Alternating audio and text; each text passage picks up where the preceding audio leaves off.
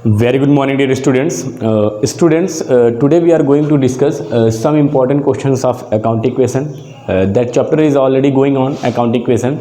In the account equation, you have already able to create that how will you make a account equation for the various transactions. तो आज की जो बात है बेटा वो अकाउंटिंग क्वेश्चंस में सम अदर कंसेप्ट्स की बात है, सम अदर क्वेश्चंस की बात है। कैसे क्वेश्चंस? ऐसे क्वेश्चंस जिसमें आपको वन वे चलना है, आपको एक पर्टिकुलर स्टेटमेंट जो भी आप तक 2-3-4 क्वेश्चन से बताते आ रहे हैं वो ऐसा आपको नहीं बनाना है कि नहीं चलिए आपको जो है अकाउंटिंग क्वेश्चन में एसेट्स लायबिलिटीज इक्वल करना, वैसा नहीं करना, पर कंसेप्ट वही रहेगा जो आपने पहले दिन ही पढ़ा था। ठीक है, तो कुछ क्वेश्चन ऐसे एग्जाम में 1 मार्क्स के आ गए हैं, चूंकि अब तो एग्जाम में MCQ वगैरह भी आने लगे हैं, तो 1 मार्क्स के क्वेश्चन इस तरीके से भी डायरेक्ट क्वेश्चन पूछे जाते हैं कि there are some values are given, how will you find the assets liabilities are capital. So start करते हैं। स्टूडेंट्स, मुझे लगता है ये बताने की जरूरत नहीं बेटा आपको कि किसी भी अकाउंटिंग क्वेश्चन के लिए जो बेसिक फार्मूला होता है वो क्या होता है।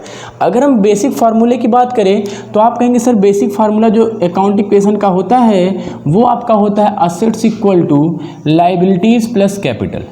क्या होता है बेटा?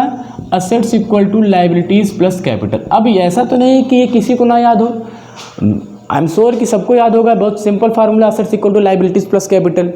और अब ये भी जान लेना जरूरी है कि असेट्स में कितने आइटम आते हैं, तो वो भी शायद आपकी टंग पे सेट होगा। आपने चैप्टर 2 में भी पढ़ा रखा हमने आपको, और जब इस चैप्टर को शुरू किया था तभी बताया था कि असेट्स में क्या क्या चीज़ें हो सकती हैं। For example cash, bank, land, building, machinery, furniture, goodwill, copyright, stock, मतलब various assets can be possible in this head. And liabilities कोई ज़्यादा तो इसमें नहीं होता, फिर भी लायबिलिटीज़ में आप creditor, bank loan, bills payable and outstanding expenses को जो है इंक्लूड करते हैं यहाँ पे। कैपिटल के बारे में आप बहुत अच्छे से जानते हैं। The amount which are given by the owner, by the proprietor of the business, means मालिक के द्वारा जो भी दिया जाता है तो कैपिटल होता है। हियर इन द क्वेश्चन कि हाउ विल यू सॉल्व, आप कैसे क्वेश्चन सॉल्व करेंगे इस फार्मूले को यूज करके। तो बेटा देखो बहुत ईजी है, 1 मार्क्स का क्वेश्चन, और मुझे लगता है कितने लोग का हो भी गया होगा ये।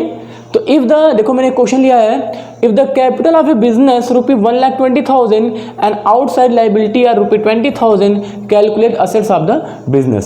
सो how will you find? what you have to calculate? You have to calculate assets.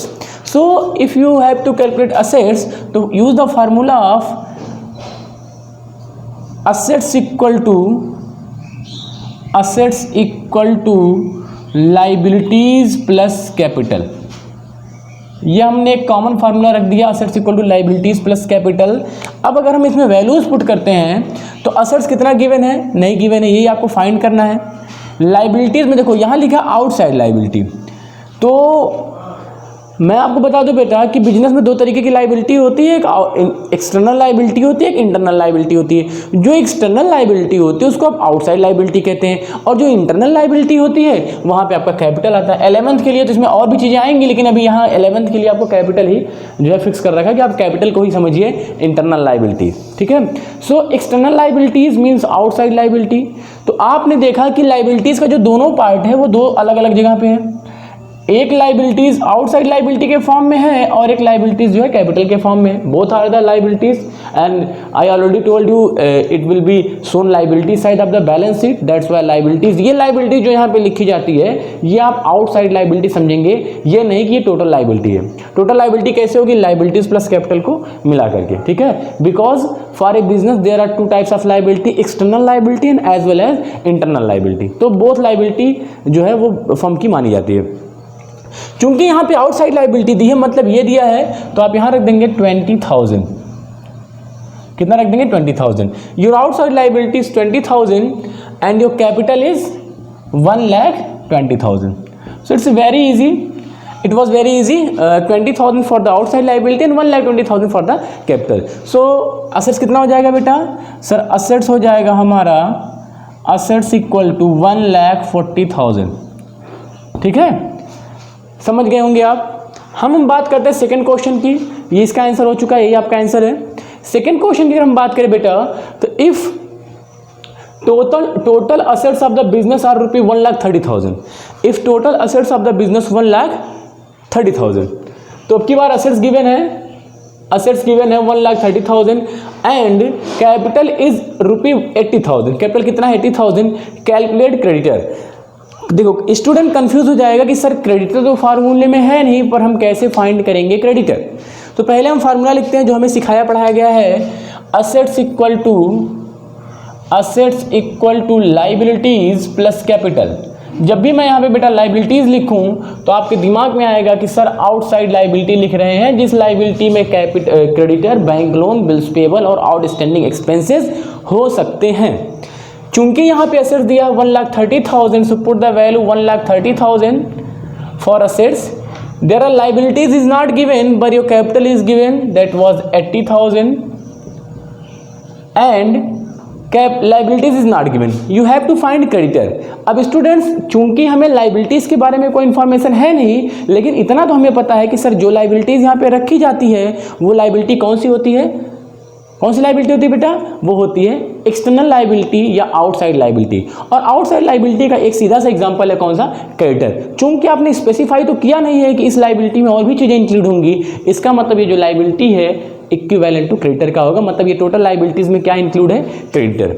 तो आप सीधे लिख देंगे यहाँ पे लाइबिलिटीज का प्लेस कौन ले लेगा बेटा, लाइबिलिटीज के प्लेस पे आ जाएगा क्रेडिटर। कौन आ जाएगा, क्रेडिटर।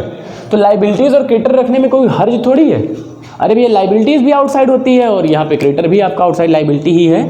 शायद आप समझ गए। क्रेडिटर को इधर करिए, ये सिंपल मैथ है, क्लास 6 में ही आपने पढ़ा होगा। क्रेडिटर को इधर करिए, इधर 1,30,000 और ये इधर आएगा, क्या हो जाएगा बेटा, ये आपका माइनस हो जाएगा 80,000। तो क्रेडिटर आपका आ चुका है 50,000। ठीक है, आंसर हो चुका है 50,000। तो मुझे नहीं लगता किसी को कोई डाउट होगा। अभी इससे इजी तो नहीं होना चाहिए, एक एक नंबर का क्वेश्चन है, सब एक एक नंबर के हैं बेटा। ठीक, आगे हम बात करते हैं, कुछ चीज़ें इसमें अब ऐड हो रही हैं, थोड़ा ध्यान से देखिए। कुछ फार्मूले भी मैं यहाँ पे बनाऊंगा जो आपके लिए जरूरी होगा एग्जाम पॉइंट ऑफ व्यू से। 3 मार्क्स के एग्जाम में ये क्वेश्चन आते हैं। A commenced his cloth business on 1st April 2011 of a capital ₹3 lakh. 3 lakh रुपए से एक ए जो है वहाँ पे वो पर्सनल अकाउंट है। पर्सनल अकाउंट का मतलब जो है किसी नाम, किसी पर्टिकुलर आदमी की बात कर रहा है, वो जो भी हो सकता है। उसने अपने कमेंस का मतलब स्टार्ट किया। एक कमेंस्ड हिज क्लोथ बिजनेस, कपड़े का बिजनेस स्टार्ट किया on 1st April 2011। That question में be given in your book. ठीक है, ये बुक में क्वेश्चन गिवन है, यू कैन सी।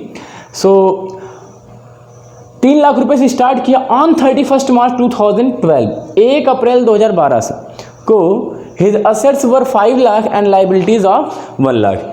चूंकि आपको पता है कि सर हम जब किसी बिजनेस को स्टार्ट करते हैं तो वो बिजनेस हमारा 1 अप्रैल से स्टार्ट होकर के 31 मार्च तक चलता है।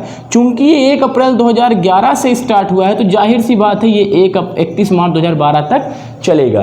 क्या 31 मार्च 2012 तक चलेगा, इसके बाद बिजनेस बंद हो जाएगा? नहीं। फाइनेंशियल ईयर जो है जिसमें ये प्रॉफिट कैलकुलेट करते हैं उसका ड्यूरेशन है 1 साल का। और वो 1 साल कब से स्टार्ट होता है? From beginning of the 1st April of every year and close down for the 31 March of the next year. So 1 April 2011 से स्टार्ट होकर के 31 मार्च 2012 तक ये गया। जब इन्होंने बिजनेस स्टार्ट किया तो कैपिटल लगाया था। क्या लगाया था बेटा? कैपिटल। कितना लगाया था? 3 लाख रुपए। 3 लाख रुपए इन्होंने कैपिटल लगाया था। पूरे साल भर इन्होंने जब बिजनेस किया तो आखिरी में क्या हुआ, 31 मार्च 2012 को इनकी जो पोजीशन है उस पोजीशन के हिसाब से जो असेट्स इनके पास था, देखो क्या है असेट्स, ये देखो गिवन है। असेट्स जो इनके पास था वो कितना था? 5 लाख रुपए का। ये पहले क्वेश्चन आप समझिए, सॉरी 5 लाख का। और जो इनके पास लाइबिलिटीज थी, लाइबिलिटीज वो कितने की है? 1 लाख रुपए की। तो आई थिंक कोई डाउट नहीं होना चाहिए। इसके बाद अब आप इसको सॉल्व कैसे करेंगे? देखिए मैं एक फार्मूला यहाँ पे राइट करता हूँ, अपनी कॉपी में भी नोट कर लीजिएगा, ये बुक में हो सकता ना मिले आपको। तो एक फार्मूला आप लिखिएगा। क्या पूछ रहा है बेटा? Find out closing capital and profit during the year. Closing capital कितना होगा? First of all closing capital का मैं यहाँ फार्मूला बना रहा हूँ, आप ध्यान से नोट कर लीजिएगा इसको। क्लोजिंग कैपिटल इक्वल टू भाई क्लोजिंग का आप पूछ रहे हैं तो क्लोजिंग की ही चीजें ये पूछेगा। वैसे तो फार्मूला होता है assets equal to liabilities plus capital. ध्यान से देखो फार्मूला क्या होता है, assets equal to liabilities plus capital. अगर मैं इसी फार्मूले को कैपिटल के फॉर्म में लिखना चाहूं तो आप कहेंगे सर कैपिटल इक्वल टू हो जाएगा असेट्स माइनस लायबिलिटीज। ये बात आप इससे एग्री है या नहीं? देखो अगर मैंने कैपिटल यहीं रख दिया तो ये असेट्स इधर जाएगा, ये माइनस हो जाएगा, तो assets minus liability equal to capital. ठीक है, तो capital equal to assets minus liability, और मैं सभी क्या क्या लगा दे रहा हूं क्लोजिंग। तो closing capital equal to closing assets minus closing liability. तो शायद बात बराबर होगी कि कोई दिक्कत नहीं होगी आपको समझने में।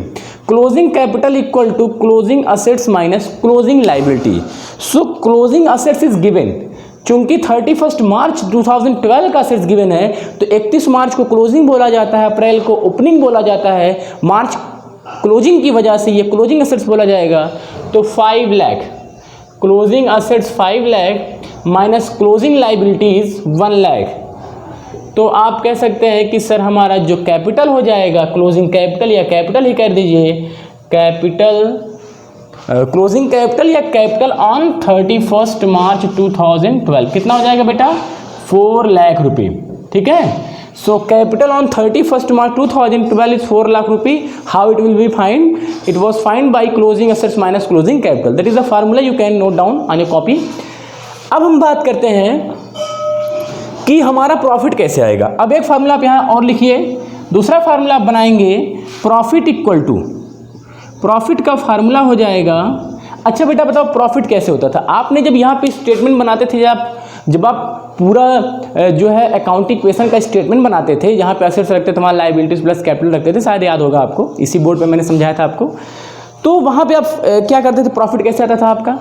सर एक तो इंटेंस हमारा ये होता है कि जो हमारा कैपिटल होता है, जो हमारा कैपिटल होता है, जो बिजनेसमैन का कैपिटल होता है, वो दो तरीके से बढ़ सकता है। या तो बिजनेसमैन अपना खुद का पैसा लगा दे, या तो उसको ढेर सारा प्रॉफिट हो जाए।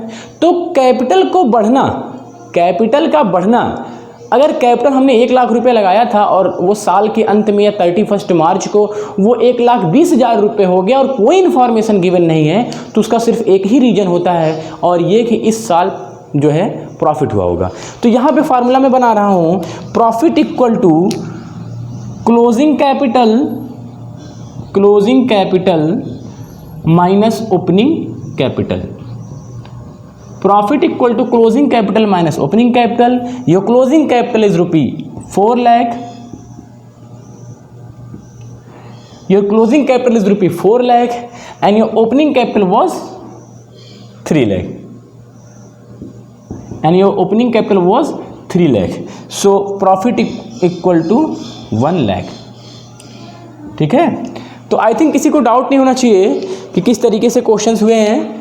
Profit equal to closing capital minus opening capital. भैया देखो साल के अंत में आपका कैपिटल कितना था और शुरू में आपने कितना लगाया था? आपने शुरू में लगाया था 3 लाख रुपए, जो बढ़ करके हो चुका है 4 लाख रुपए। यहाँ पे एडिशनल अमाउंट मालिक ने तो कुछ डाला नहीं बीच में, इसलिए जो बढ़ा हुआ पैसा है, जो एक्सेस अमाउंट है, that will refer to the profit. ठीक है, सो दैट इज इजी। इसको आप जो है नोट कर लीजिए पहले पूरे क्वेश्चंस को।